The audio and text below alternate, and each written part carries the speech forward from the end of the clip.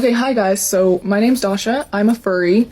Okay. And I'm going to be teaching you guys some ways that my friends and I meow to one another to communicate when words just seem a little too difficult. So, Do what now? Here we go. Okay, so first off we have the normal meow that we just use mostly to get each other's attention. Meow.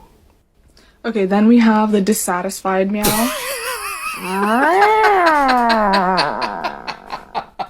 Then the angry meow, but we only use this one on rare occasions because overall we're a very happy kid and family. Then the happy or content meow. Meow. What fucking planet are we on?